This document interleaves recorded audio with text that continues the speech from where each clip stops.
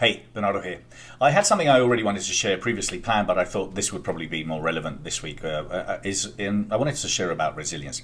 It's a common word that I've been looking at, reading about, and writing about.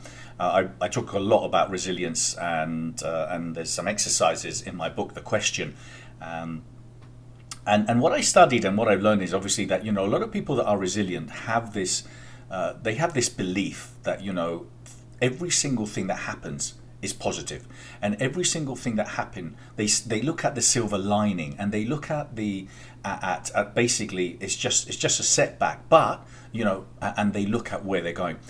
Look, at the moment there's a lot of people out there that are very concerned and very scared, and it might be your case. I personally am. It doesn't matter what happens in life. At the end of the day, when it happens, there's no use. There's no use in really trying to study and learn it more. You see, there's no need in you becoming a coronavirus expert now and reading 400 articles a day. It just doesn't help. You need to understand the basics of it and obviously know how to stay safe, and then follow the guidelines, which at the moment is, hey, making sure that you wash your hands plenty of times and that you don't go out there and contact with other people. If you're not feeling well, you need to stay at home. That's the bottom line, that people are scared, that they don't want you to go out to the street now. So there's a lot of negative people out there, and there's a lot of people that are just simply spreading these negative thoughts, and they're not helping.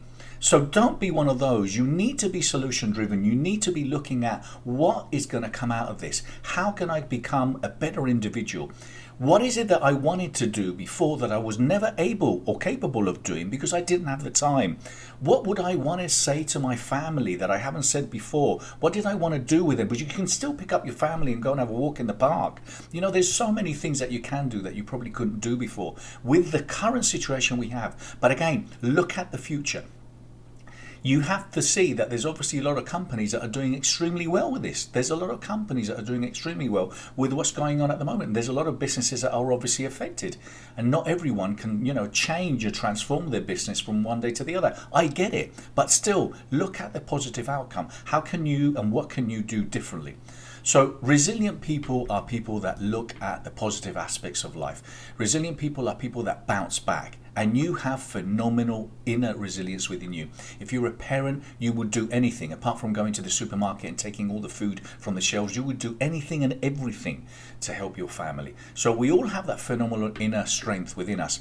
And I believe that a lot of people believe sometimes that they're just simply born to be resilient. Now, the world is packed and full of people that have been phenomenally resilient in their lives. Look at the stories of the greats, of many great people that have come from nowhere, to write the most phenomenal books. J.K. Rowling, Mark Victor Hansen and Jack Canfield with Chicken Soup to the Soul, or Nelson Mandela in prison for 27 years and never gave up on his dream and his vision. Thomas Edison, and so on and so on and so on. And this is it. Look, it's happening, okay? This really, if anything, it really identifies that we're all connected in so many different ways. And at the end of the day, the priority is for us to be able to help each other, to be able to support each other. And that humanity is much bigger than you and me and a business or a corporation. So my advice to you is to keep positive, stay positive, be part of looking at what's going to happen positively out of this. You see, at the end of the day, what we have to be looking at is how soon and how quickly will we be able to go and watch a game, or how quickly and soon can we go out to an event again, and how quickly and soon can we do these things. That's the positive outcome we're going to have, because at the end of the day, we're social animals. We're all interested in connecting and engaging with each other.